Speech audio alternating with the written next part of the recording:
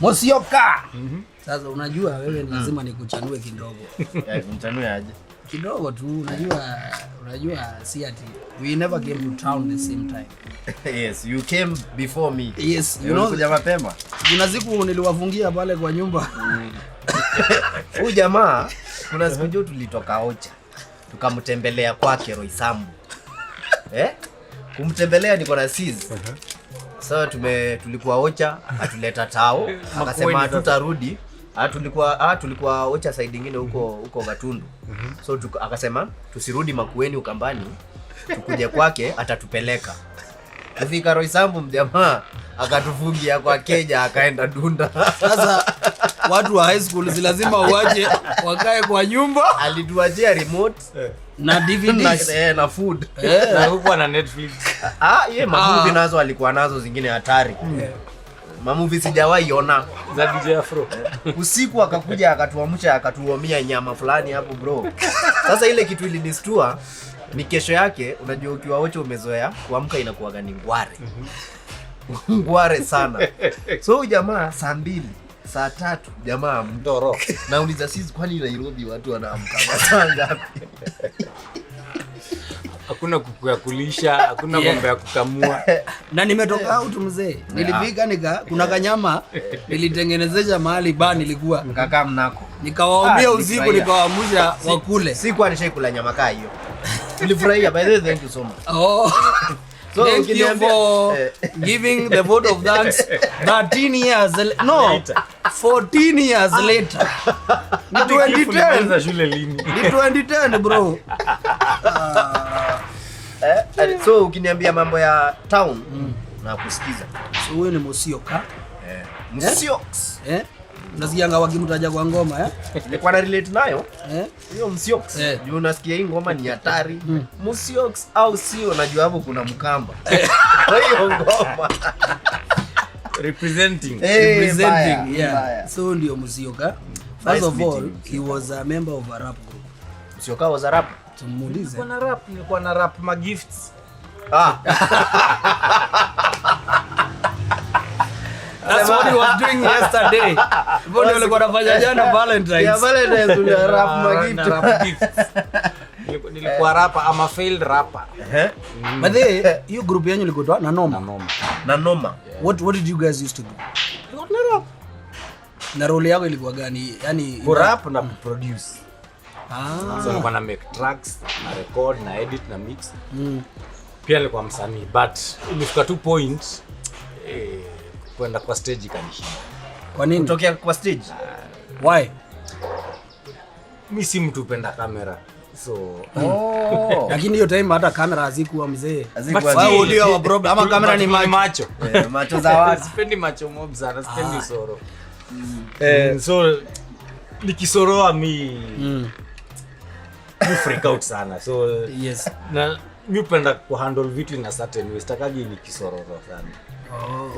Ni mambo zote. Na mbona ufungue Decimal Records bara chini ya maji records? Actually Jemo, our first record label inaitwa chini ya maji OO2. Oh no. Serious? Okay. Chini ya maji OO2. Hiyo OO2 ni nini? 2002. Cliff akizaliwa. Hapana, hapana. Acheni hizo. Juu after tutoke Sync Sound, tulisign Ogopa. Alafu tukakuja tukasign na Ted Josiah. But sasa after tutoke Ted sasa, tukaform chini ya maji OO2. Chini ya maji OO2. Yes. The reason tumeita Musyoka hapa leo ni juu, first of all, some of us don't understand the music industry in Kenya. The music business. Story mingi umesikia, labda na zile umesoma kwa magazeti, magazines, umezisikia sijui wapi. Basi tunataka utuambie hii music industry ya Kenya ilitoka wapi, especially with your generation, na inaenda wapi? History ya music ya Kenya ni mrefu. The first recorded music in Kenya ilikuwa in the 1920s. Wewe acha. Yeah. Unajua hizi ni vitu zingine zenye First recorded music in Kenya was around 1920. 1920. Who was the artist, who was the producer? Kwa wazungu wa mabesto akina Delamere. Oh. Hao ndio walileta story ya record muziki. Sasa walikuwa na import records from Europe in UK, si wa colony. Yes. But the first commercially recorded music produced and distributed was in around 1956. Vitu kama hizi 1956. Kenyatta ako na album. President Kenyatta buda unia ako na album. Niko nayo hivi kwa studio. Mugithi uko na album? Finally ya Kenyatta hivi. Amedu album spoken word. Spoken word alafu kapigwa beat. Unajua alikuwa na beat. Unajua hiyo ni record. Unajua yes. Ni ya kizungu Kiswahili ama Kenyatta ako na album? Yes, niko nayo. Inaitwa nini? Hata ndakutumia picha uweke kwa podcast hapo hivyo. Inaitwaje hiyo? Ni ya Kisapere. But niko nayo hivi. Ma poems zake na spoken word ya Kisapere. Bongo agiuka. Tuika pengulia. Niko na record collection ya kutoka hiyo around 1956, the first Kenyan records niko nazo. Okay, so my dad-in-law alikuwa broadcaster KBC, the late Oscar Mita. So alicollect music. Yes. So when he passed on, nika inherit your collection yake. Umeelewa kitu ya marrying right? Yes. Mmoja jamaa amesema dad-in-law wake alikuwa na records. I think kitu wadufajaji ni ukitaka kuoa uangalie huo mtu background yao ni nini. Unakaaje? Wewe unabaianga tu mzae wao pombe bado. Brother yake alikuwa Still Buta. Alikuwa musician those days. The first guys walikuwa na record deals. 70s, 60s. So from 1956 Kenyatta akipiga album. Unajua yeye mzee. Ya Kenyatta ni a bit later. I think ni 64 5 hapo hivi. But kuna recorded music bands zilikuwa zinacheza from 56 onwards. Yeah. So ikakuja mpaka wapi? You know I want to follow that. Sasa from that period up to 1985. Muziki ilikuwa imedominate Polygram. Kama record label inaitwa Polygram. Yes. It was the biggest record label in the country. Yes. So hao ndio wako na huge catalog of Kenyan music. Okay. Up to around 1984-85 hapo. I don't know how true it is, but inasemekana Moi aliwafukuza. Polygram. Ofisi zao unajua zilikuwa wapi? Imenti House. Kabla ito Imenti House. Nasikia gani Imenti House ilikuwa jela? Hadi jela. Venye imejengwa hivyo nini? Sasa unaona sasa udanganya ukiwa mkamba wa hoja na watu watuambia Imenti House ilikuwa jela. Hapo Imenti House kulikuwa ofisi zao zilikuwa hapo. Polygram. I mean say it's part of Universal Music. Yes. It's been bought by. So unajua sasa mimi nimepata muziki saa ile mimi ni mtu alizaliwa in the late 80s. Yes. So coming forward nini I think nilianza kuelewa muziki true sana like Lingala. Yes. Kulikuwa ni ile show ya Metro FM. Ile ilikuwa tena na hiyo kina Obachi Machoka na Kaleli. Yes. Na Utna. Yes. Mimi nimeanza consume sasa pop music na Utna. Utna ni nani? Utna waja uambiwe na Musyoka bro ya Putni. Utna ni kipindi ilikuwa na Utna was a cultural project that had a broadcasting arm. Ilikuwa na broadcast African music. So KBC walikuwa part of that. Yes. So walikuwa analeta Cause for me the best introduction to modern music ile show ya Charity Karimi na John Karani. Huko ni after FM zisha revolutionize. Mimi nasema pre FM. No, that was not, KBC was not FM. But nasema hizo hao kikam. Yes. No, there was still no FM. Bro. Hakuwa na FM. Yeah, there was no FM. Yeah. It was still shortwave. Yeah. Mzee mimi ni mtu wa SW. Give me some Shortwave. radio pale iko na SW. na ingine ilikuwa hapa na MW. na MW.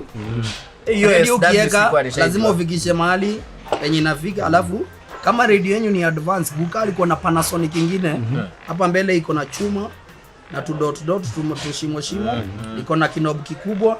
Kwa hiyo kinob hapo ndani kuna kadob kingine, so kama ishiki poa una aka kanob kadogo sana nika fine tuning.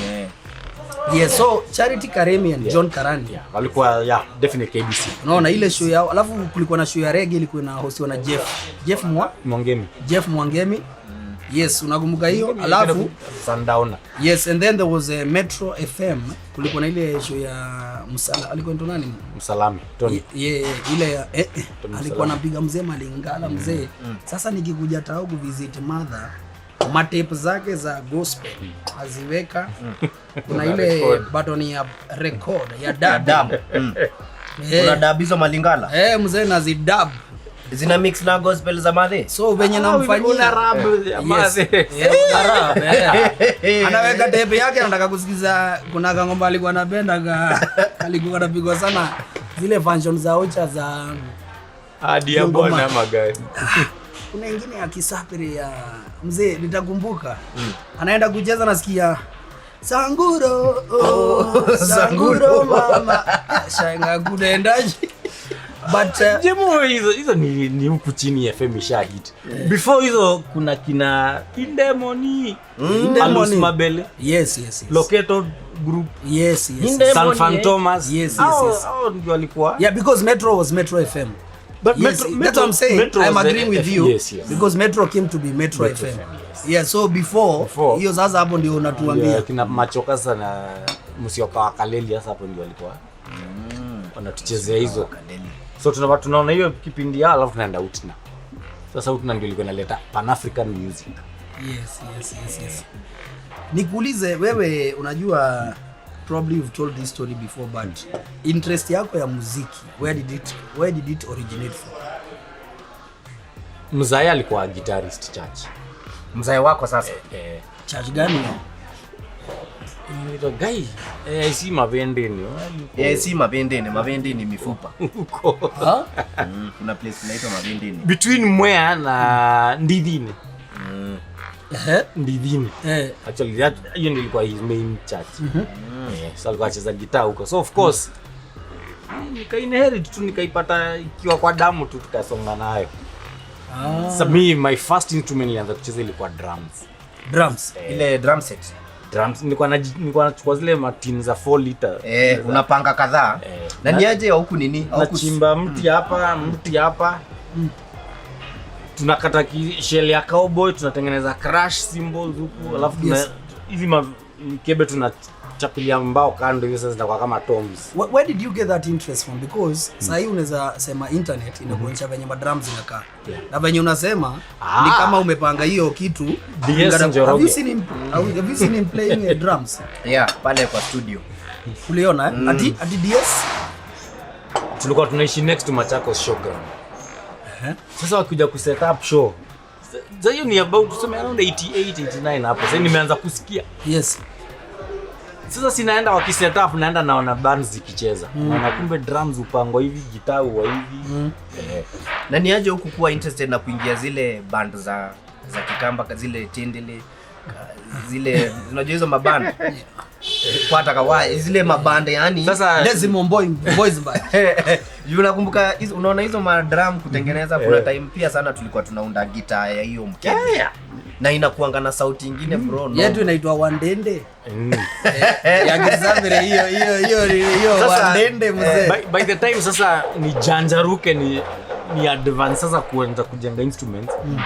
Madhe akatuleta jiji. But mimi nikikam na hii ilikuwa around 91 92 hapo. Madhe akakam jiji.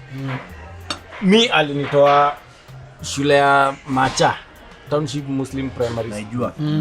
Straight to Riara. Sema culture shock. Kumbe tunaona umechanuka lakini pia ulipigwa na hiyo kuchanuka. Kizungu ngo. Unatoka Macha Township.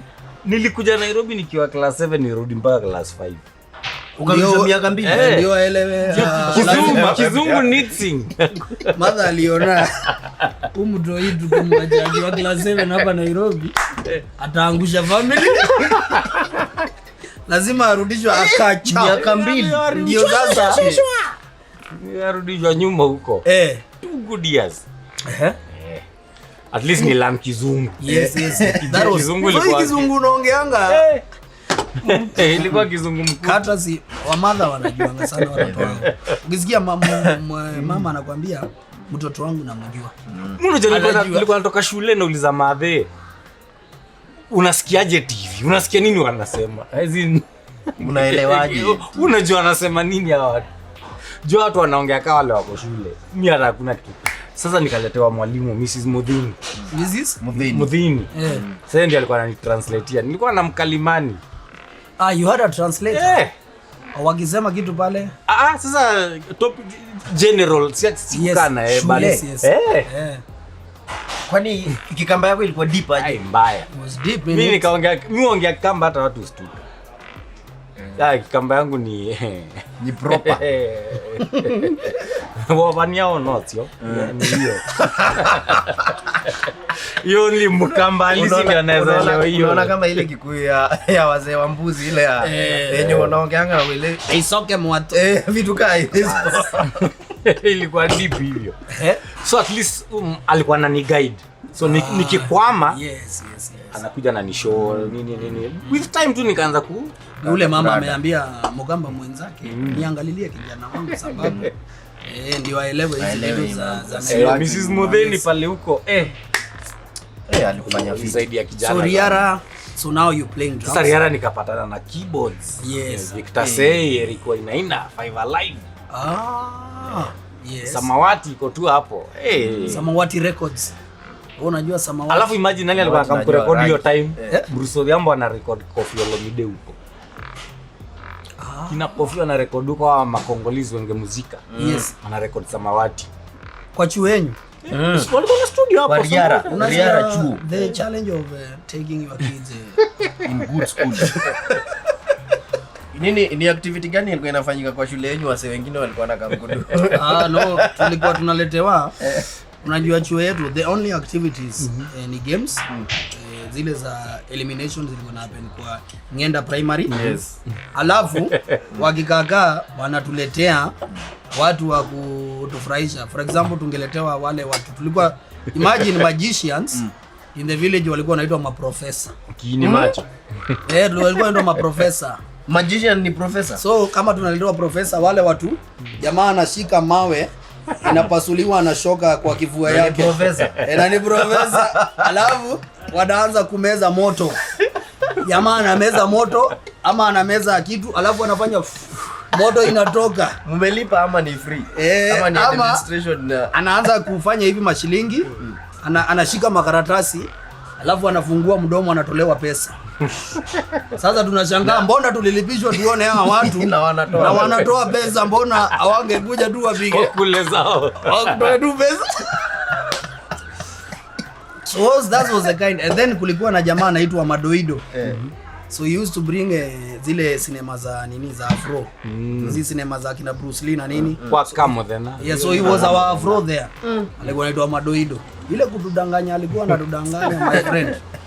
So now you are in Riara, all those things are happening. Sasa tuliuliza mbona sikwenda Kamba Boys Band. Yes. Sasa sio link ya Kamba Boys Band imekatika hiyo. Sasa mimi nimeletwa. Umeanza kuona kina Koffi Olomide mzee. Sasa naona vitu mpya. Yes. Coincidentally Channel O ikaanza kubroadcast KBC. Channel O. Cliff, do you know Channel O ikaanza naisikia. Ikaanza kukamko. You know what it is? KBC. Yeah. What is it? Channel O si ni channel. Ni channel ya muziki. Ilikuwa so popular sana. Sana. Ngoma yako ingechezwa Channel O, kuisha hata usifanye kitu kingine. So Channel O started broadcasting. Sasa nikaanza sasa kuona ngoma za Kingoso. But before nitoke Macha nilikuwa nimesikia kina Shabarangs, Bob Marley. Madhe alikuwa anacheza ngoma za Kingoso. na Shabarangs, like Dube, Bob Marley, Dolly Parton. Is the staple English music in typical African home. Yeah. My daddy was a bedroom bully. Bedroom bully na mami. Ndio hizo sasa. Sasa of course sasa kukamriara nikapatana na piano, a new sense of music. Yes. Nika make my best huko kina Tim Rimbu na Veta. Tulikuwa na Riara na kina Eric Oinaina, kina Victor Say. Hata Victor Say ndio alinifundisha kucheza piano. Good stuff. So of course after hapo sasa palette yangu ya muziki ikachange. Yes. So nikaanza kugravitate towards rap, more western music. Yes. Juza kamba nazijua offered literally yani you can play the produce ngoma ya nini si pressure anymore. Yeah, so of course sasa palette yangu ya muziki ikachange. Yes. Nimeintroduce watu western music. Alafu the rest ni history sasa. Nishajaribu kujifunza hiyo kucheza piano huko kwa church yenye babu yangu alikuwa amesimamia. But juu hiyo church ilikuwa na band. Ni ile Salvation Army Mombasa Central. Walikuwa na band mzima, so kuna kijana wa drums na hizo drums zilikuwa zinanibamba mbaya. Drum ningeweza kupiga tu ile big ile. Kelume. Ile big. Piano nikajaribu. Hiyo ina nini? Haina njaro. Hata huko kwa Sabere ukipata wakipiga gospel kuna mama mmoja anajua kuipiga, anapiga ile yani iko na ka design tu wenye unapiga hiyo ngoma, hizo ngoma za kigosho. So very very interesting cause many people never know the history of someone they look up to as a legend, as a producer na nini. But sasa hiyo time nataka kuelewa mkiingia kufanya muziki sasa, umepata idea nini muziki, umepata the urban perspective na nini. Mkianza kumake muziki, mlikuwa mna make muziki ndio mtengeneze ganji, ndio mkuwe superstars, ndio mrock the world, ndio muinfluence the world, ama ilikuwa ni ile tu vibe mnataka kuingia ndani yake? Motivation ya kurecord actually haikuwa, siwezi sema, unajua hiyo ukiwa hiyo age of kirido hauoni kitu kama busy. Ni interest tu. The same way una getting mtu yako na interest na magari, matoi, magadgets. So mimi niligravitate towards that. But concept ya do was non-existent. Yes. Haikuwa hata kidogo. Juu si uko shule unasoma get job. Yeah. So ile muziki ukifanya ni fun. Unaifanya tu juu kuna opportunity. One. The opportunity is there, the talent is there, and I think that's part of the reason why some great hits were made. You know, most artists unapata their best hits zilikuwa saa ile walikuwa chini. And hiyo utatuelezea kwa nini? Because I really want to understand why is that? You are very passionate. So your objectives are so true. Au bado polluted na na ideologies zingine. Haujaanza kufanya music in a way that you have an agenda that you want to achieve. Una agenda. For example, unachika hii album ya 50 Cent ya Get Rich or Die Trying. I mean, the title alone. Yes. It's either the album I make it or it doesn't. Yes. But compare all his other albums after that. Yes. They're looking for the commercial. Zinatafuta endorsement. Ndio ni story, but I feel ile authenticity kwa Get Rich or Die Trying. Yani hiyo album is so authentic. Yani and umemention kitu fulani naweza taka kukuuliza. Hiyo the question of authenticity. But unaona pia ni very hawezi, ningepia taka audience ielewe. Msanii haizi kuwa in that state of mind perpetually. But pia that's why wachana na audience kuelewa. Naweza taka to advise useme mimi ni msanii na nini. What is it that you have learned, because you've worked with so many artists? Na utatuambia I'll ask you about wale artists umework now. But what do you think would be kitu inaweza fanya msanii akae na authenticity yake? And I'm talking about even people who have faced the same challenge as content creators. In terms of like how do you maintain your passion, because the first hits unaimbanga zile vitu, maybe kitu ilikuhit ukajua hii na ni story na relate nayo nitaipiga na ni noma. Then now when you start going commercial, sasa unataka kuanza kupanga lyrics, so you don't have your authentic moments in the studio. So kwanza I mean, always tell the same story throughout your career. Yes. You have a growth phase and you have a peak point. To remain authentic inakuwaga sasa challenge juu lazima ulearn to balance commercial success ama whatever form of success you have na your original passion. It's a very thin line. It's a very, very thin line. And that's why Miss J get msame balance you. Ni hard to balance. It's either you have to sell out at some point. It's inevitable and it's part of growth. But when you sell out, ndio nasikiaga kuna statement, I'd prefer to quit when I'm at the top. So it's either quit.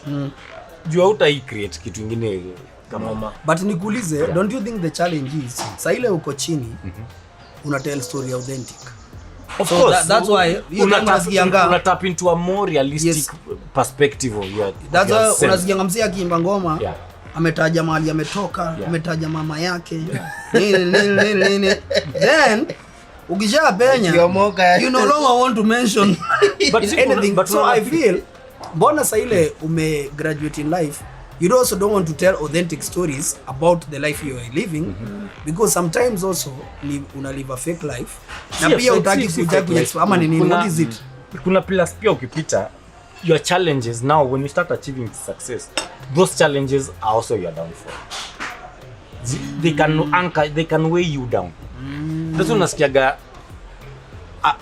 rapper, a very good rapper, akibaki kwa hood, it's a rap.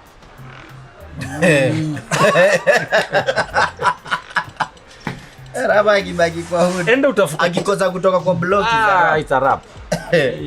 That's it. So, but ukitoka kwa blog, mbona usiimbe about now the new place, the new blog? Unajua the way the human psyche is built, the human psyche admires an underdog. It's in our nature to support the underdog. Ukisha make it ni hivyo. Umetoka wapi? Umetoka, unaniambia. But it's just human nature. It's just the cocktail for success, the passion points, violence, murder, sex, problems. Yes. It's just how it's just our nature. Always compare albums of 50 Cent. Mimi natumia 50 Cent. Is one of my biggest. Yes. Na unaweza actually hata ukiweza enda usome hiyo kitabu yake. Nisoma mzee. Your Hustlers. Yes. Yeye vile na Robert Greene. Wacha na hiyo ni 50 laws of power. Yes. Kuna nyingine Hustlers. Hustle hard, hustle whatever. You hustle hard. Ana explain hiyo kitu nauliza. But do you think also when he was hit by bankruptcy? Ndio sasa 50 Cent hapo iko bank. Yes, of course. I know ni kipindi. But don't you think he has started success yake kwa film? Ameanza kutell authentic stories. Film is a very different medium. No, but I'm just saying, he has mixed his music with that film. The film, Yeah. But of course, I tell story Canaan Forever. Yes, of course, yeah. He's at its peak. Yes, I mean, yes. That's why either you adopt or die. You have to adopt. Na saa zingine imanishi uki-upgrade you have done the best. Saa zingine kuna upgrade zingine it's ni downfall. So you have to be very, very smart how you move up that ladder. So your authenticity hapo ndio the biggest challenge. It's a challenge. Na mimi sitakucheat. Na nimeona na wasanii hata watu nimerekodi. Tukianza yani ile passion na ile raw power wako nayo. Noma. Vis-a-vis do ikikam. Mpaka saa zingine unajiuliza, si mzee alikuwa anaandika lines of bila hata struggle. Sasa yeye ananiletea hizi rhymes gani ananiletea? Ama anashinda kwamba wacha siko in the best frame of mind. Unajua uko comfortable unaweza tulia na nini. Unaweza tulia. So shida ndio inakupropel unakuwa creative. Of course, hiyo struggle, you uko na goal, you are very focused. The moment you become success, wanasemaga it's very easy to get to the top, but very hard to stay at there. Yeah. You, what motivates you? When you're up there, what is mimi naweza uliza ma scientist kama wanaweza discover hiyo kitu ya what is hiyo kitu ya ku ni the top, watengeneza tu ka product. ukiwa pale at the top bado unaweza bingo Kadawa fulani. Ni hard. Hiyo state of njaa mind, because it's a state of mind. Yeah, but unajua human being don't have an infinite supply of goals. Yes. Goals ziko na limit. Kuna limit hawezi, kuna tu limit. Just as a human being you can't go beyond that. Na kila mtu hiyo limit ni different. Limit ya Elon Musk si ya. So mimi naweza achieve a lot juu niko motivated kufika pale Elon Musk yuko. So but I still have an authentic passion and drive within me. Juu yeye ingekuwa ameshaacha. Yeah, nikimake same saka nige $1 billion. I'll be lazy as F. Hata studio unafunga nini? Naenda kwanza na buy the best equipment na ana increase the cost of accessing him in the studio. So it's inevitable. And that's unaona saa zingine una get do unaenda unajenga the best studio but you're still making the crappiest shit. Yes. Say for example, Dr. Dre akona the best studio he'll ever own. But afanyi Marshall Mathers, afanyi Chronics. Yes. It's just like he's never making any hits worth the nini. It's just lazima understand human nature. It's simply how we are. Na ukue na make a very conscious effort to calculate your steps and count your success. Ujue niko hapa. Kuna vitu sitaifanya tena. Jay-Z ataitwa reasonable doubt tena, tusahau. Yeah, true. Forget it. Pia wewe accept.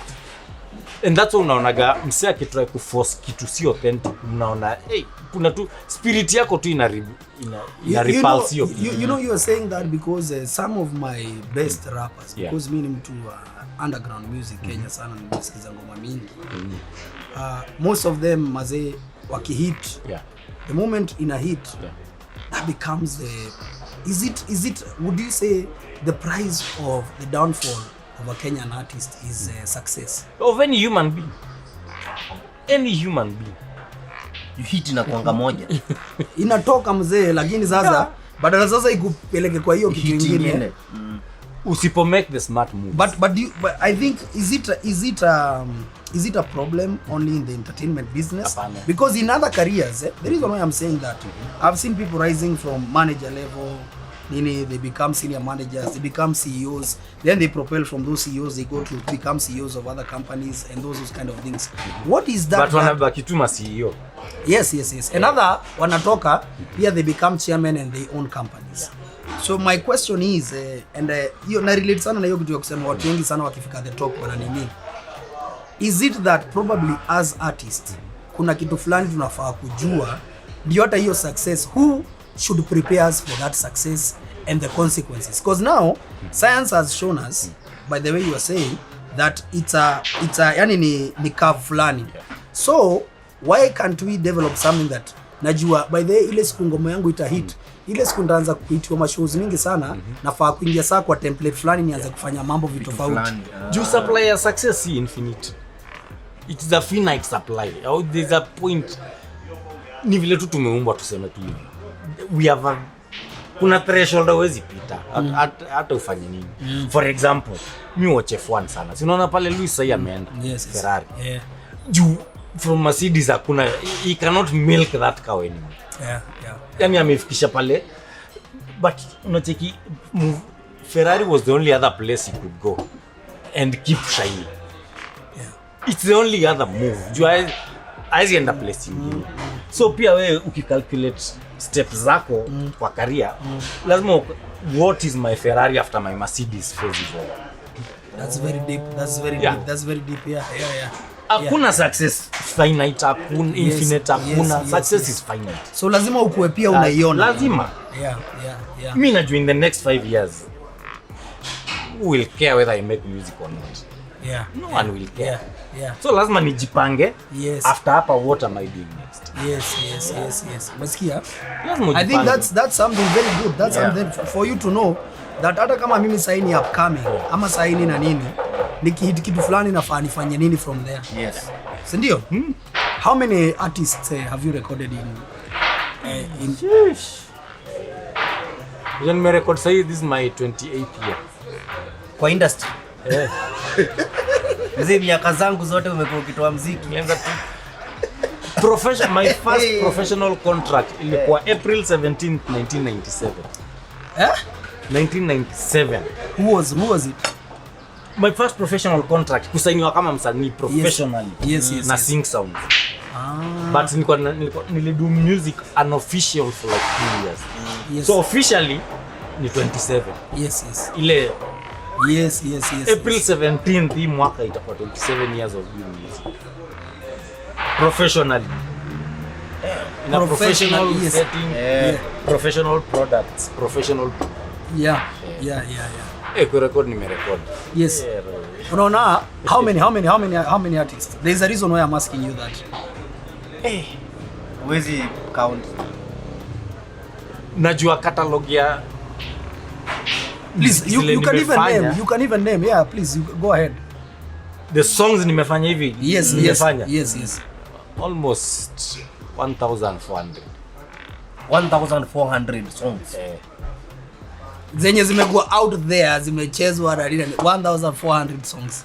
Zile zimechezwa. I think we need to drink something, But these zote zimehit. Yes. How many have? By the funny thing, zile zimehit ni less than 10%. But they have the biggest impact. Yes.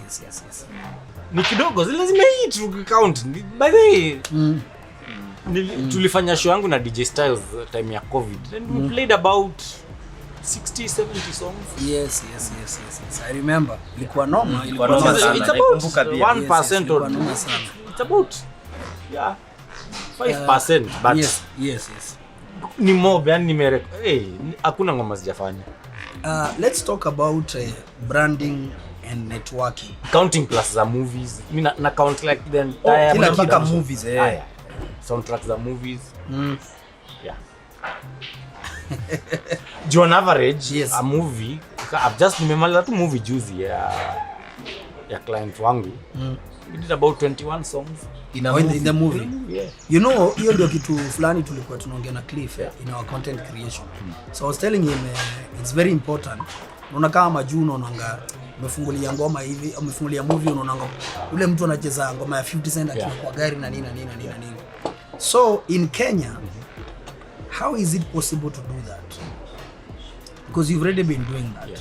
Na tukitaka kufanya hivi, msanii anafaa apate nini? How are you able to structure all those things? Because leo nataka tu address hizo challenges za legal, business, branding, vitu kama hizo, cause most of the artists they don't understand how it should happen. Wacha niseme ni lack of understanding. Juu ile time utagongwa uta understand. Mseo kuja ku understand sasa ile amerushwa do. But before that, juu kuna ile instant success inakuja na ngoma imehit. So una tend to overlook the business side of it. You should be able to know both sides. Yes. A song has two sides to it. Yes. There's what we call master license and what we call publishing. Mechanical. Yes. Mechanical and publishing. What tends to me a master? Yes. The master is to sound very generic. Yes. But the mechanical side is what carries the master.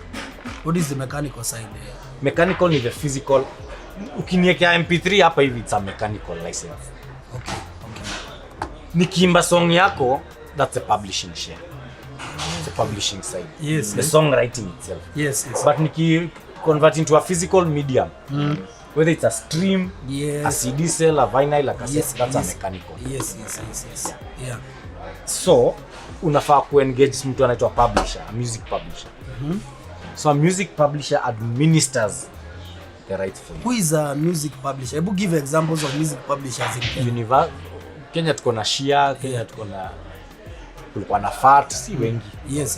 There are very few. Okay. Because it's a very tricky business. Okay. You need networks. You a publisher must know how to collect royalties for you. Kwa mahali popote hiyo ngoma inatumika. They must be able to track your music. So publisher ndio radui licensing ya watu wote wanatumia hizo zote. Bas. Ndio kaja publisher. Na si wengi. So because it's a very difficult business if you don't have networks. Yes, unapata ngoma mingi sana za wasanii hata hapa Kenya zinachezwa mahali pingi sana. But there is no one who is tracking. hata juzi niliona udemu wa Mali Safi. Yeah, The challenges zenye analeta si because there is no publisher. Yeah. Angekuwa na publisher collect royalties ingekuwa very easy. Na kutrack. Yeah. Sasa hakuna msee anataka kuinvest in that business in Kenya. Juu hakuna structures. First of all, the moment CMOs zita work, it will make work easier for publishers. But as long as there's shida ya CMOs, even for a publisher. What is the problem with CMOs? As a legend, you must understand, because why is it very hard for the government to put a framework to protect artists? Because no, that's why ndio sasa unajua watu wengi kulingana nao ni gava, for example. Yeah. Who is supposed to do that? Artists themselves. How are they supposed to do that? It's a business. You come together and create a circle, a society. Do they have circles in New York or in where? Huko what? CMOs ni ka circle. MCSK is just a circle for musicians.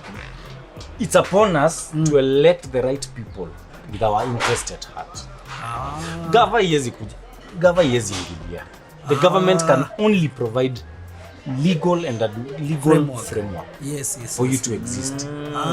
Hiyo si kazi ya serikali. And as we stand, the government has already done that. Okay. The problem, the reason why tuna blame gava, easy policy imeweka as it punish the wrongdoers in these CMOs. So policies need to be reviewed also. Zinafaa say if you do any wrong, unacheki ukiiba, it's a criminal offense. Yes. The government should punish you. Yes. So because they are not doing that, zina empower wasema cartels hao wanafanya hizo vitu. So what do you think? Because if there was consequences, nikiiba pesa ya wasanii, if I'm an official in MCSK ama CMO na niibe pesa ya msanii, nitaenda jela. Hakuna mtu na watu kadhaa wafungwe. Nobody would dare do that. So what the government can do is just prosecute the wrongdoers. Yes. That's it. However famous or connected they are. Yes. Wacha turudi to US kama benchmark. Yes. Usipolipa Wesley Sniper amekaa jela miaka ngapi? Yes. MCSK ya US aska patuibe pesa ya wasanii. My friend. It's a criminal offense. You are a thief. Yes. Hakuna kitu kingine. Wewe ni gondi.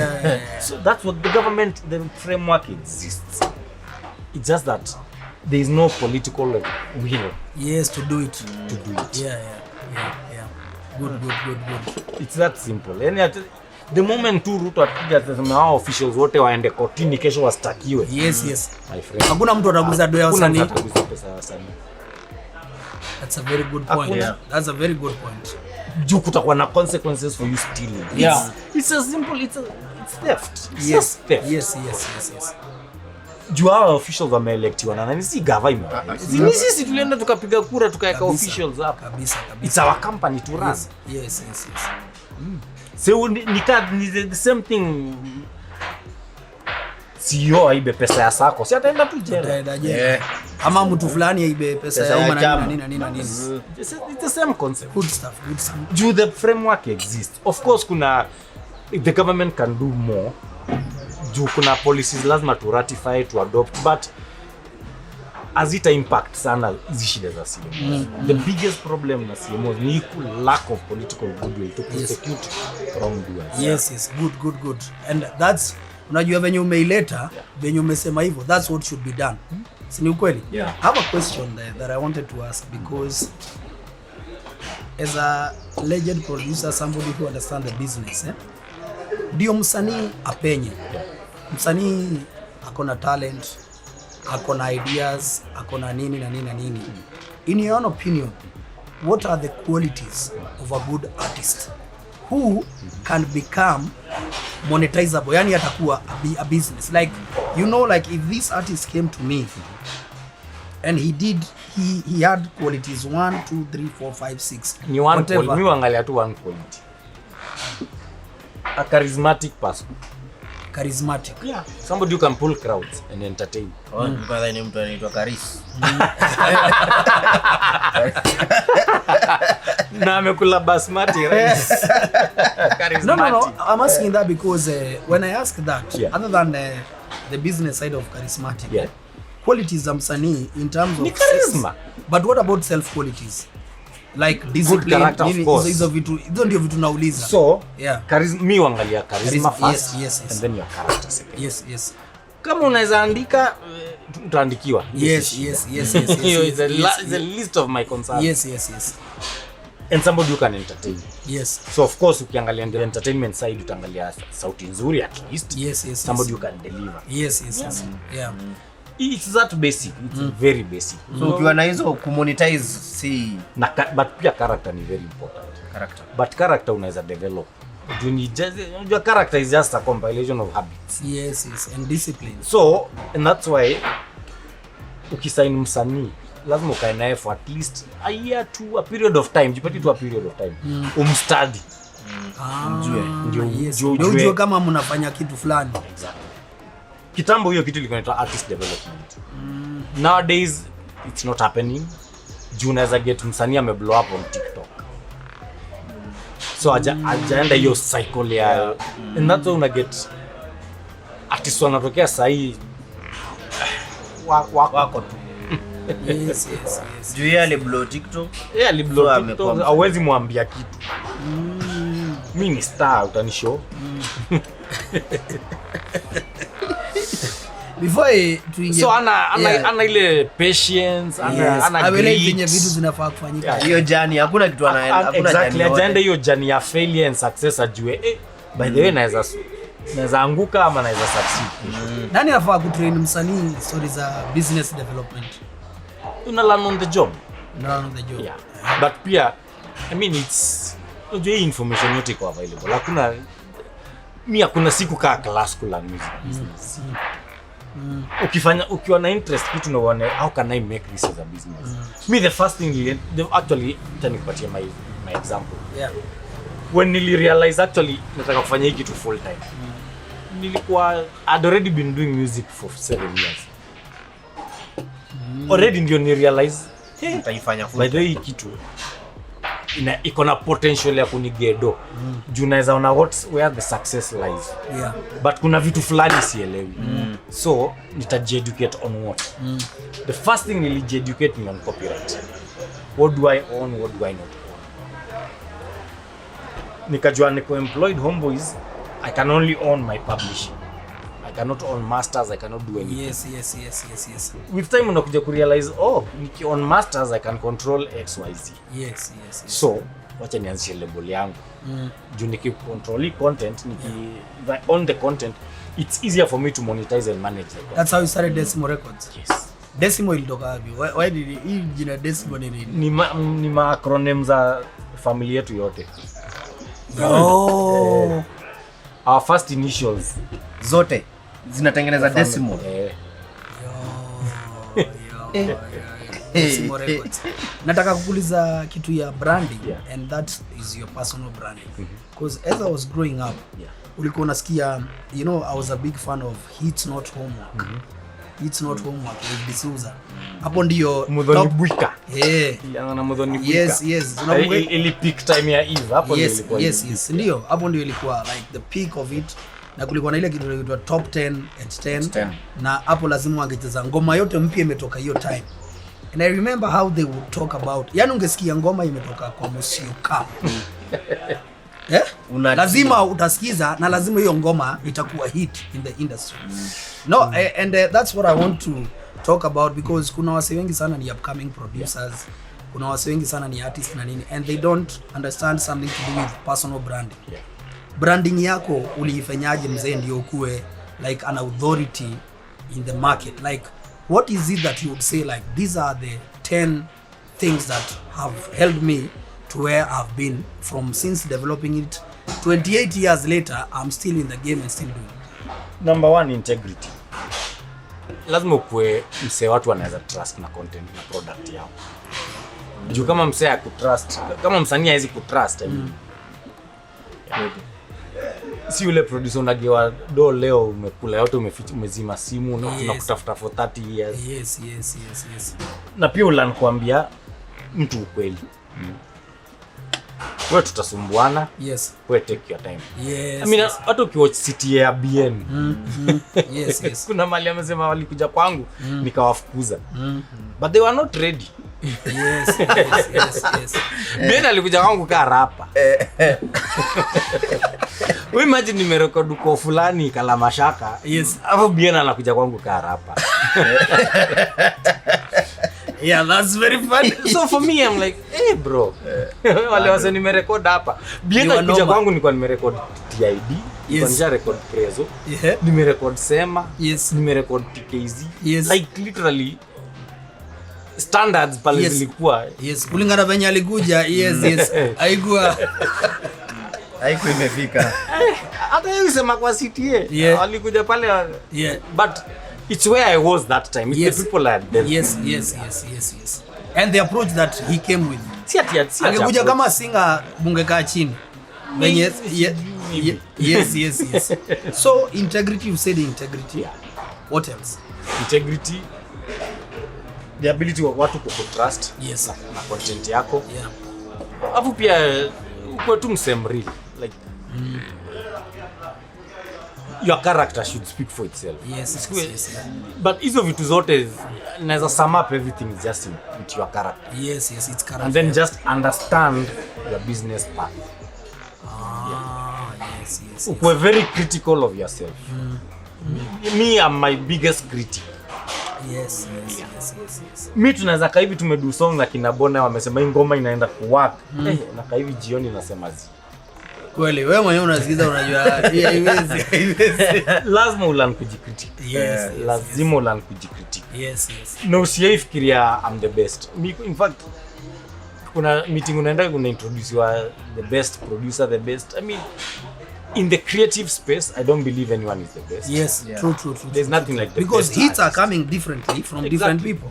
Yeah. You believe I'm just the right person for that project or the right person for that vision. I'm just the right person to execute that vision. Dr. Dre haezi fanya Kare, haezi fanya you guy. Mimi siwezi fanya Still Dre. Kweli. So I make less of a producer than him. Yes. True. So you get your best producer best. Mzee unasikia mambo ya music industry. Uliza maswali. We find very it's public opinion. Yeah. Na the problem with that inaweza kuingia kwa kichwa rahisi sana. Kufikiria wewe ndio Mungu wa kila kitu gani. Really and truly. Yeah, unajua kuna time Musyoka alikuwa mzee, unajua yani hujui Musyoka ni nani. Kuna time makuku na picha yake kwa mtandao. Aya. True or not? I think nimekuja hata mimi kukumit nikiwa my first photo 2017. Dibira kwambia mazee inaandikwa tu mzee ni mysterious. Hujui hakuna ni ndani. Hujui. Sasa ogopa. Alafu yes. Na uwezi jua utamtoa wapi. Unajua ni kama ogopa DJs unajua ni nani? Unajua tu ile kichwa. Hiyo kichwa. So there was something that these guys used to keep that hiyo kitu mzee sasa ukisikia record imetoka lazima utake kujua. Musyoka story we have a budding music industry in Kenya. We look with some tunaangalia majirani zetu maneighbor in East Africa. Waangalie kama Tanzania for example. They are so far from us. I'm saying in terms of in so many things. In fact, wacha nikushock kwanza. Apart from South Africa, we are the second best country in Africa in music industry. Yeah, Kenya. Yeah. After South Africa. Yes. Haya. Mziki fit. Yes. No, it's just about the sound and everything, like the music industry, music infrastructure, framework, copyright, compliance. Yes. We are second after South Africa. Yes. Na hapo ndio swali yangu inaelekea. Nimesikia hizo stories za tuko best, tuko na kila kitu. Lakini ukiangalia in terms of what I will call hype, perception, distribution, and basically monetizing it, unapata maybe we are probably the least. What is the challenge? Yani I took the list. Hatuko the list. Unajua sasa tunauliza swali kama Wanjiko. Wewe ndio unaweza tu advice. I'm sure about kuongea about Diamond. No. I'm not going to mention that. I'm just saying it's seen the perception yet they are doing well than us. Yeah, it's a perception. I mean, it's and probably a reality. Because if you look at even the person you've mentioned, in terms of success, probably in Kenya there's no one who's rivaling him right now as we speak. I don't know. Now sasa hapo ndio utatujanua. Kuna best yangu anaitwa Master J. Yeah. Aliongea kwa podcast fulani akasema shida ya Wakenya. Yes. I think I saw that. Yeah. We don't know how to play showbiz well. And a big part of showbiz is perception. Perception is It's part very, of showbiz. Very big. Kwani ni kama siasa? Yeah. It's perception. It's perception. So we are not perceived as successful people because our artists, our big showbiz.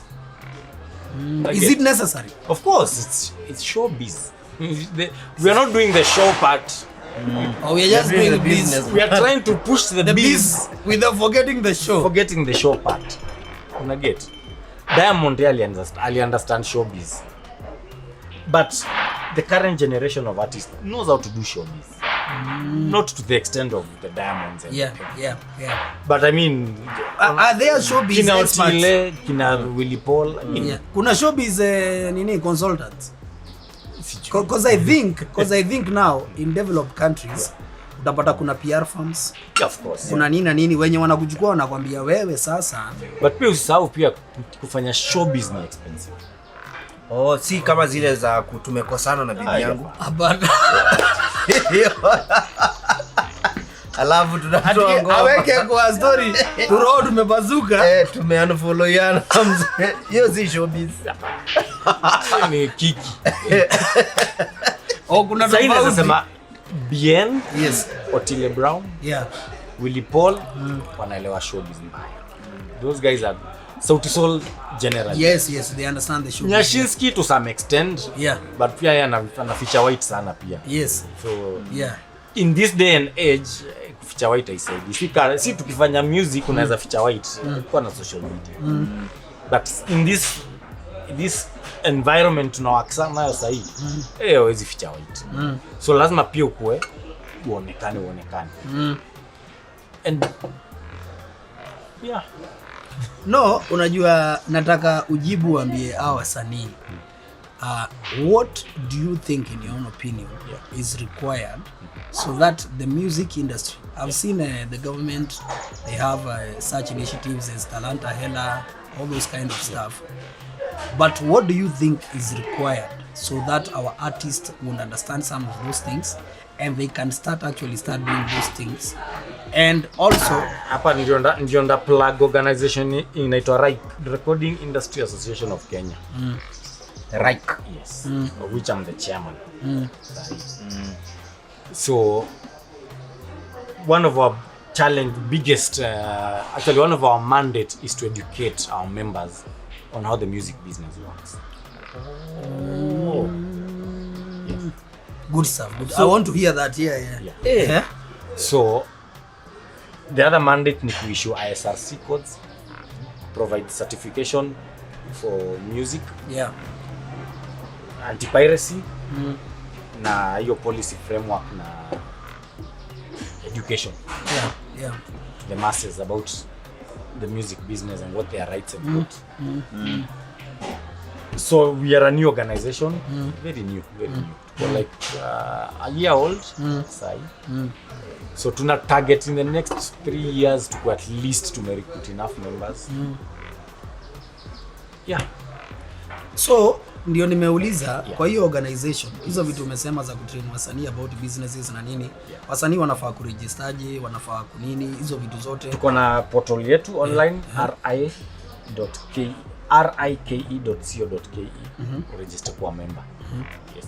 rike.co.ke. And then you conduct trainings and all those kind of stuff. We're in the process of doing that. Because my question has always been, you go to a club, you find that DJ is playing a lot of Nigerian music, new Nigerian music. Kufanya research yangu nimesikia there are organizations in Nigeria who actually pay some of the top DJs in the country. Ngoma ikitoka kama inakuwa released, mi niliambia huyu, nilijua Ashake through a paid up, niliona ad ya YouTube. Una venye unaweza kuona kitu next ikiruka kukakuja ad. Ad ikianza kucheza mko na ile kitu, hebu nione hiyo ad kwanza. No, that's how I discovered, nikasema au clip inaweza kumwambia msi atakuja kuwa mkubwa Noma. Unfortunately a lot of Kenyan artists don't do that. Atuwekelei milk. Unatoa muziki alafu nikwambia wazee mazeni kwa sikiza hiyo ngoma zingine ni noma. So you must use money also to must definitely. Niko na statistics hapa, acha nikusomee. Kuna hii song inaitwa Love Nwantiti. Love Nwantiti yeye anaijua. Acha nikusomee statistics za hiyo song. Love Nwantiti ni ya nani? Anaitwa nani? Nani? Love Nwantiti ni ya essay.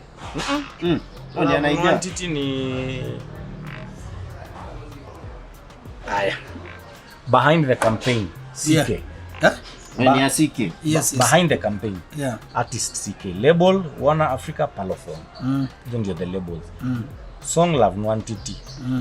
Hii report ikiandikwa walikuwa 693 million streams. Yes, on Spotify. Yeah. Hii report nikitumiwa. Team members wale participate kwa hiyo campaign. Ni hawa. PR bla bla bla. So it was a campaign for that song. Ya ngoma. Yes. Also ngoma inatoka lakini iko na campaign. Kuna campaign. Yeah. Chocolate City. TikTok, nani alikuwa na handle TikTok, nani alikuwa na handle wapi? What? Kila platform, social media platform iko na campaign yake. Iko na manager hiyo campaign. Yeah. Yo. When Love Nwantiti was first released in 2019, the world couldn't imagine the heights it would then reach 3 years later. Up until then, Love Nwantiti was a hit in Nigeria, but before having second sign of rebirth faring up North Africa. At that time, the UK accounted for under 5% of its followers. And views on YouTube, however, were still generating 30k UK streams, but wasn't yet a hit core test makers outside. Yes. From that point, the objective and challenges were clear. Convert organic consumption into genuine excitement for the artist. Unanizi zote? Yes, Report mzima ya campaign. CK made that second trip back, blah blah blah blah. Results, keys and learning. Yes. Achievement. 25 million creations on TikTok, 1.8 million global streams. Result, key learning. This is what campaign budget $60,000. But that $60,000 have given them dola iko ngapi? Kwanza tu kidogo 10 million. Karibu mita 10 mzee. Yes, ndio. Lakini nayo itawapatia mita hata so 5 ama hata mita hata ngapi. So what you are saying it took 10 million Kenyan shillings to make Love Nwantiti the hit it is. So what you are saying, ndio, so Kenya unasema nikitoa ngoma ama nikitoa product yoyote. Nafaa nikitoa ngoma, nimetoa ngoma ni noma. Nafaa kuiona kama product yenye nafaa kumarket na watu wajue hiyo kitu inafaa kusukumwa design gani. Kina Mavin Records wana spend how much per artist kwa market? Wame spend how much on Aira Star na Rema? Na hii ngoma moja. Collectively Aira Star na Rema wame spend $1 million. What? Market. Aira na Rema. Yeah. $1 million. $1 million US dollars. Na hii maziwa inatoka wapi? Juati tunajua labda investors. By the way umeuliza swali mzuri sana. Ulikuwa unasema? Jua artist labda ako makampo sijui wapi. Mavijana watu wako kwa streets wa block. Hapo ndio nakuja swali, how do artists also? You see kama sasa Kenya, msee akiwa na business idea. Sasa nikikuja niseme ni aje nataka kuendeanga utu, unaona utu tu vikombe hapa. Tubirika. Nipelekange ni uzange. Hii company. Gani? Kupanda capital. No. Wajeisikia. Yes. Wajeisikia.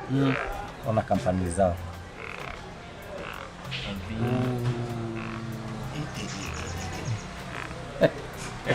This kupanda is where? Is here in Kenya also? Hao ndio sasa, hao ndio wenye Marvin Records. Wameinvest kwa Marvin Records. Ndio founding partner.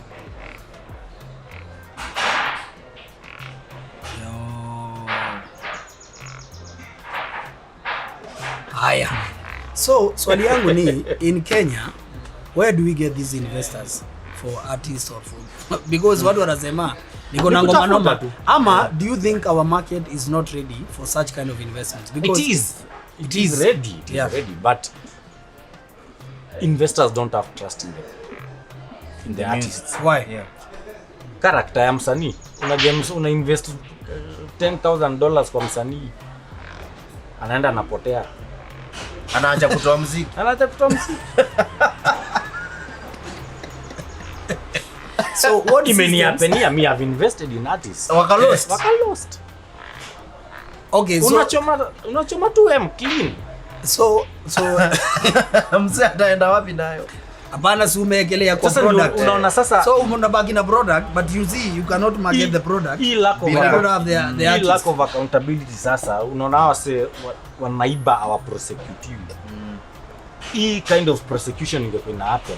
Una get investor wana get pia confidence. Yeah. Because contract inasema ukibreach una consequences. So hata kama ni msanii amebreach contract, anapasuiwa, analipa ganji ama something happens to them. So that any times you get into a contractual engagement, Yeah. you keep under I'm the sure terms. kuna mse atauliza but Nigeria happen hivyo. First of all, awase wana investiwa in Nigeria wana target market za nje. Our target ati Our target local market. yeah. Because it's a very huge diaspora market Yes. for that music. Yes. And our diaspora audience wako kwa places framework inawaka. So nikiekelea $2 million kwa Burna Boy najua naenda kumarket Europe, America, nitarecover do yangu. Yote. Sasa huku ule Not probably in Nigeria. Yes. huku ule investor unaweza karibia kupata ripple effect ya success ya umse Inakuja mpaka sasa local. Inakuja mpaka kujenga industry yao. juu huku ule investor unaweza karibia kupata kidogo ukiwa msanii, labda upatane na mwanasiasa kwambie umtolee ngoma Sonko yake. sasa nige 50M. Nitolee ngoma yangu unitaje. Alienda tu Tony Wanganga. asiende kununua escalate 10 ngapi? Escalate Na zinga. toa ngoma ya campaign unakosea wananchi wananijamii. Mpaka zile ngoma zako zingine wanawacha kuziwatch, wanazitoa.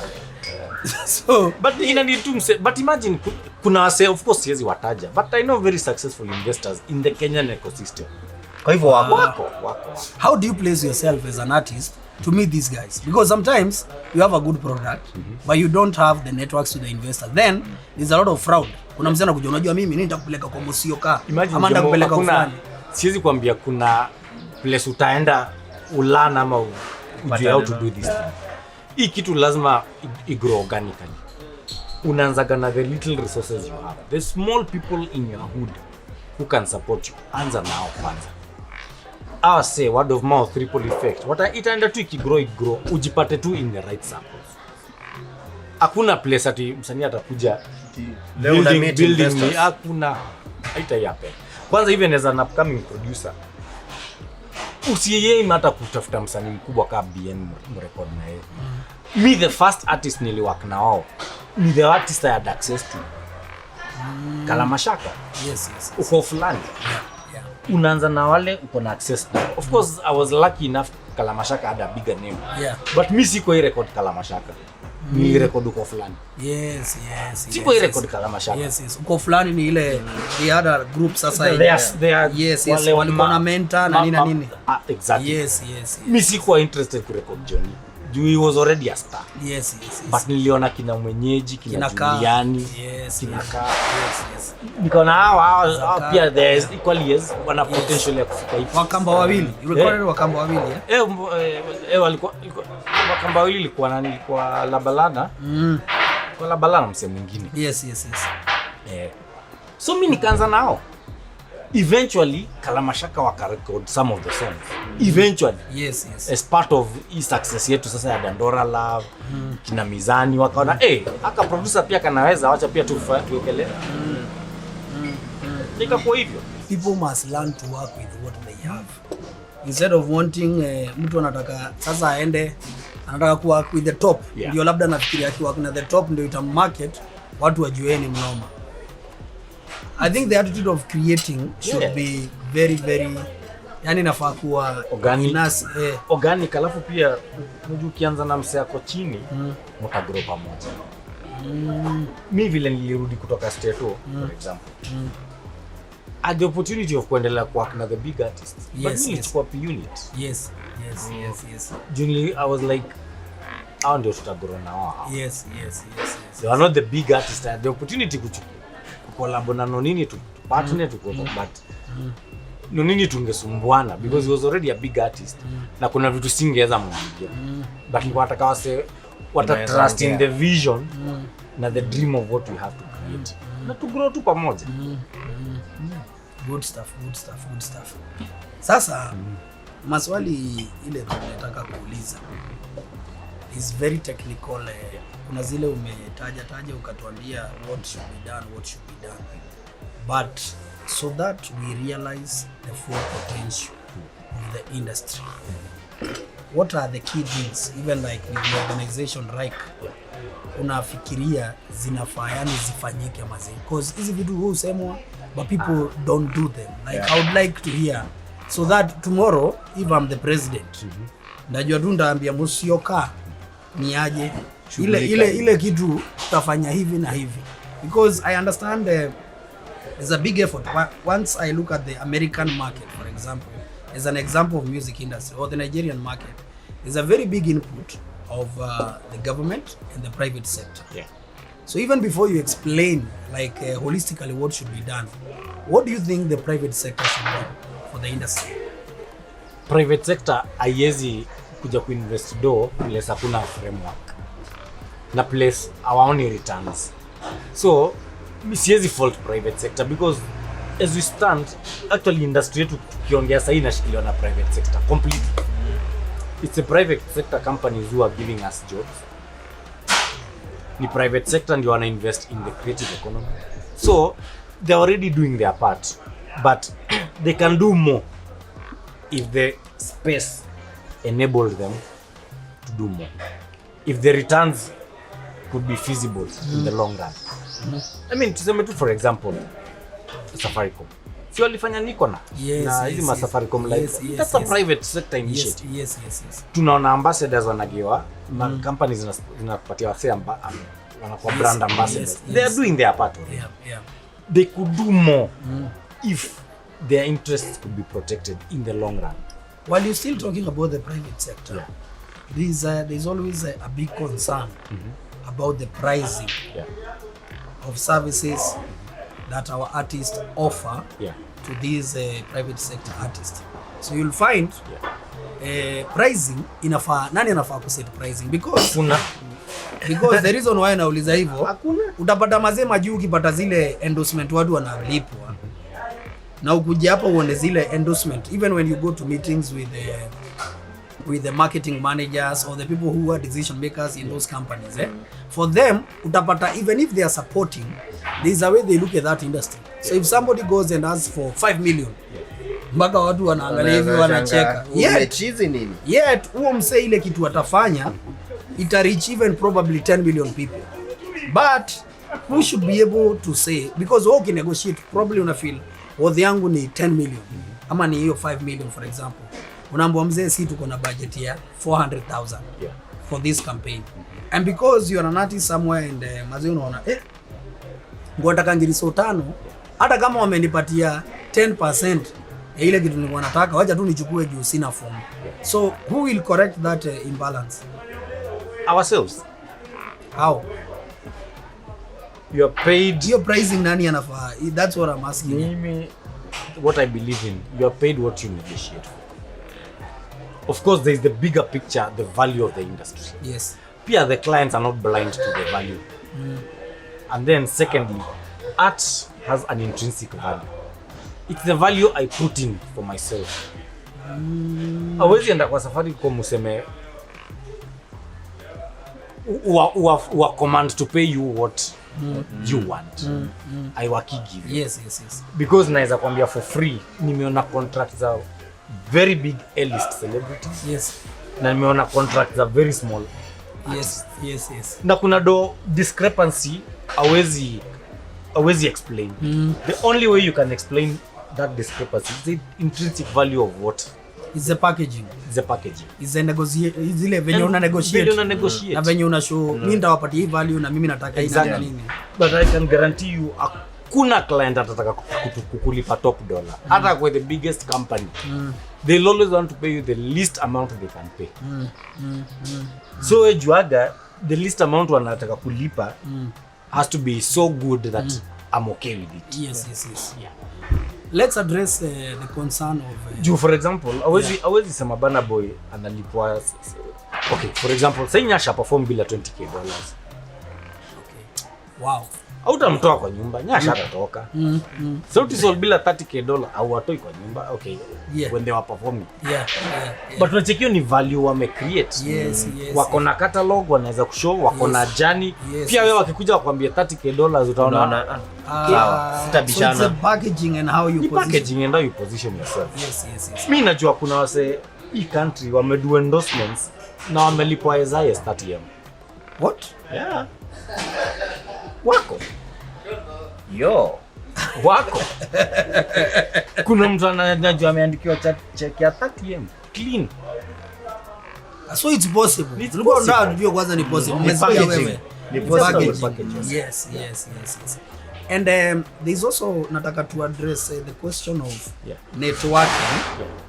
How you network with the right people. And then as also ukituchanua hiyo story ya networking, I would like you to address the concern of many artists about gatekeepers and cartels. Me si believing in cartels kwanza. The reason why nimesema hivyo. Even me I don't believe in them. But there are people who have alleged mtu kama wewe na mimi. Kwani huyo mtu nani alimweka hapo? Si ali-invent system. Si mtu tu amegrow to the point akaona naweza nyanyasa mtu fulani, naweza control kitu fulani. Yes. Pia wewe kuwa smart enough naweza work na umse ama pia mimi nitakuwa overcome. Mimi napatia very good example. Sakaja sasa ni governor. Sakaja tulikuwa tunambuli tukiwa chuo. Imefikaje Sakaja sasa ni governor? Na alikuwa mdogo wangu shule. Yes. So amenavigate. Yes, kwa hizo vitu. Mbona wewe usinavigate? Mimi mbona sikupewa akili ya kunavigate political system mpaka nifike governor? Yes. Sakaja anapigaje kura? Anasimamaje kwa podium anaitisha kura na anapewa na Nairobi? Na alikuwa ananichukulia sausage kwa kitchen. Canteen tukiwa chuo. So it's in the mind. Watu waondoe hizi barriers wamejiwekea. Hizo barriers. Mimi hawezi niambia Sakaja tukiwa Lenana school alikuwa anajua atakuwa governor. Uongo. Yes. Uongo.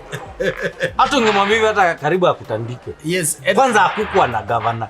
So ni cartel gani amekuja akaipiga? Yes. It's just knowing that whatever you want you must get it. Unajua mnaongea Sakaja. Naweza taka nimeona hiki kitu ya Nairobi Festival. I followed it the way it's happening. I would like to hear from you what crazy ideas, for example. I know vitu si ati unajua unaweza taka kupicha manini. But in your own opinion, how do you think that Nairobi Festival, because you mean I believe your Nairobi Festival inaweza organizewa in a way that itoe watu wengi na ikuwe a very very big product that will take the industry to the next level? You know, first of all, the fact that it's a government project. Yes. It has its limits. Yes. Already how we perceive it. Yes. It has its own limits. It has its own limitations. Watu wengi wataiona as a political tool. But laona as an empowerment tool. Tuanze tu hapo. Juu already Sakaja akitoka, the next governor anaweza kuja aseme what the hell is this? Pengine the next governor ni msi anapenda Jaba. Zama Jaba Festival. So unless it's anchored in the law, ati lazima ihappen every time. That's when it can become something sustainable na kitu yenye itakuja ni kama Madaraka Day. Hatuwezi toa Madaraka. It will always be there. Kama ni Ruto ni Kibai matter. But and it has its limitations. There's only so much Nairobi Festival can become. Yes. It's a perfect idea. Me siezi fault in any way. It has no fault. Good. It's just that maybe vile inaorganiziwa, vile inamarketiwa, something can be improved on that aspect. But I honestly think it's a very good noble idea that can be anchored as part of our culture and heritage for this city. Ibebo in a way that it can sustain itself beyond Sakaja's reach. But that's all needs political will. Yes. Kuna mzee anaweza ingia governor aseme mimi kitu sioni Ni bambi. Kweli. yeah. But Sakaja, he understands the arts, he knows the creative. I mean, hakuna kitu ni bamba kaa Sunday nikita tao na getao wase wote wanapiga mapicha na wasumbuli na mtu 10 years ago tulikuwa tunashoot video ya Brian Nadra 2016 tao Sunday. Yani mnavurugwa kama wezi. Sunday unashikwa nini hizo mavitu. Nakumbuka tukishoot video ya Brian tulikuwa tumehaya wase waangalie wase wakanjua kitokea. Sunday what's your watch the equipment is here ndio msibebwe. Na tukishoot 2015 huko kwani ulikuwa unachezaje? Impunity. But mama say Sakaja amecreate environment yani naona because we are doing something to support the country. We are not doing anything. In any case sisi ni wazalendo. Tunataka tuingie ndio tuanze kulipa tax mingi. Yes. So that's a very good initiative. Ukiona watu hapo wakishoot magari nasema fiti.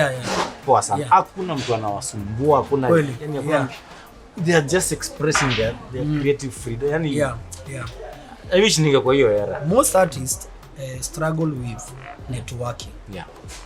Because unapata msanii probably ametoa ngoma ama nini, ameblow ametoka. Sasa hata kuapproachiwa hata na mafans wake inakuwa ngumu. Unapata anaweza approachiwa na mtu ni fan na ni mtu bado ako na business. But the approach with which ule msee ule msanii ile dimina anaweka ya ustana nini na nini, unapata anajilimit na hizo stories za networking. In your own understanding and with the experience that you've had, msanii anafaa ku network design gani? How should an artist prepare themselves so that they can network with so many people that can join his journey or her journey to success? The fact that you are a creative, you can't do everything. Your work is to create. Unafaa ufanye kitu inaitwa SWOT analysis. Strength, weaknesses, opportunities, threats. Wajue mimi hapa vile mimi nilifanya nikaona mimi kurap kurap siko nita struggle. Let me focus on my biggest strength. My biggest strength was songwriting and producing. So unatafuta watu wengine wafanye everything else. You team up with people who can open opportunities for you. Juu hautajua kila mtu. But pia we lazima uongee na mse one on one, umuzie hii vision. Mwambie talent yangu iko hapa hivi. Do you believe in me? Na hiyo ni homework lazima ufanye. It's not the first person utaongea naye atakusort. Yes. And I believe we are all intelligent enough to see how somebody can help you in different. So kama ni in terms of business negotiations, unaenda unatafuta bora. Wewe na demu yako kumanage. Kama demu yako anajui kuongea busy unabebana naye wapi? Ndio manager. Oh, this is my manager, my secretary. No, lazima uassemble team. Lazima uassemble ukwe tu na hiyo ingenuity ya kujua timu yangu inakaaje hivi. Zile vitu huwezi fanya na ni necessary. Mimi niko na an entire team. My success si mimi peke yangu. Mimi niko na team. Mimi niko na handle publishing yangu. Niko na msana handle vitu zangu. Niko na lawyer handle vitu zangu. Sifanyaje everything. Niko na msee wa kufungua business opportunities, wa kuongea kwenda kufanya negotiations. It's very few creative people who can do everything. True. Ni wachache sana. Unapata msanii ndio kila kitu. Always you can't forget. Hata pesa anakiwa direct. Ndio ni yana bado. Forget it. Na hapo ndio utaburn out. True. Utaburn out. Lazima ukuwe na mindset ya an organization. Unajua mimi naweza andika the best song. Mimi wacha niandike song. Wacha nitafute lawyer ata deal na hizi paperwork. Business manager ata deal na copyright na atapigana huko. Wacha nitafute hao watu. Always succeed bila team. Forget it. Forget it. There's now that the digital space has really become so big. And it has provided new opportunities for artists in a very big way. but you find people are still struggling with it because wanafikiria labda YouTube ndio the biggest ama nini hiyo ndio the biggest, Spotify, I don't know this thing. In terms of music distribution, mimi ni msanii mzee, nimekuja niko na ngoma noma sana. Nani anafaa kunipangia hiyo kipindi vizuri so that my music gets into as many distributing platforms as possible, and also I'm able to reap maximum benefits from it. Okay, one, kuna distribution partnerships. Yes. But unfortunately, if you're not pushing a certain number of streams, hawatakuangalia. But kuna independent distribution platforms of which you can pay to be playlisted, which you can pay to do your distribution. The rest ni waambie fans zako. Check out my music here. Ni wewe drive your fans to your music. Yes. Na sahi digital enabling tools zimejaa. Yani hawezi. Yani sahi usipojituma shauri yako. Utatumwa. Utakuwa mtumwa.